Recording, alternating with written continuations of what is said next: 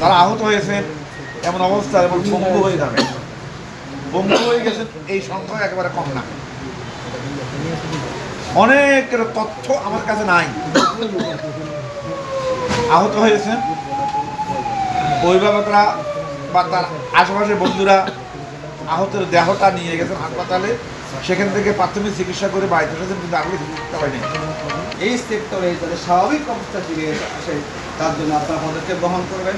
যে সমস্ত ভাইয়েরা এই আন্দোলনে ভূমিকা পালন করেছেন, আল্লাহ রাব্বুল আলামিন আপনাদের ভূমিকাকে কবুল করুন।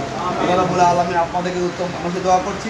আমাদের শহীদ বন্ধুদের মা এখানে এসেছেন, আল্লাহ রাব্বুল ওনাদেরকে সবর করার তৌফিক দান করুন। তিনি আমাদের গর্বিত মা। আমরা মনে করি এই জাতি ওনাদেরকে নিঃসন্দেহে স্মরণ করবে, ঠিক না? আমার সন্তান চলে গেছেন, আমরা ফিরে যেতে পারবো না। তিনি ওনার সন্তান জীবন দিয়েছেন ফ্যাসিবাদের বিরুদ্ধে, ওনার সন্তান জীবন দিয়েছেন জুলুমবাদের বিরুদ্ধে, ওনার সন্তান জীবন দিয়েছেন 18 কোটি মানুষকে মুক্তির জন্য। নিঃসন্দেহে তিনি আমাদের গর্বিত মা। এই আমরা সেই গর্বিত মায়ের জন্য আমরা দোয়া করছি। আল্লাহ রাব্বুল আলামিন তাকে সুস্থ রাখুন, ভালো রাখুন, এবং যাতে করে তিনি সবর করে আল্লাহ রাব্বুল আলামিনের কাছে যা তিনি পাওয়া প্রত্যাশা করবেন সে আহ্বান ব্যক্ত করছি।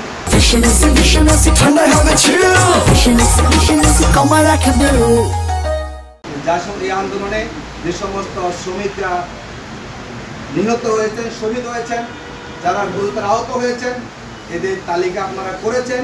খুব অল্প সময় যাপন না করে সেই শ্রমিক কল্যাণ ফাউন্ডেশনের যে টাকা আছে সেখান থেকে প্রয়োজনীয় বরাদ্দ দিয়ে যাতে করে আমাদের এই পরিবারগুলো তারা কিছুটা সাহস পায়, তারা কিছুটা নিজেদের পরিবারটাকে গোছানোর সুযোগ পায়, সে পদক্ষেপ আপনারা নেবেন। আমরা আমাদের জায়গা থেকে শ্রমিক সংগঠন হিসাবে যেটা আমাদের সুযোগ আছে, সরকার তো করবেই, এবং শ্রমিক কল্যাণ ফাউন্ডেশনের যে বরাদ্দ সেটা ইনশাল্লাহ আমরা প্রত্যেকটা শ্রমিক কর্মে দেওয়ার জন্য আমরা সেখানে পদক্ষেপ গ্রহণ করি।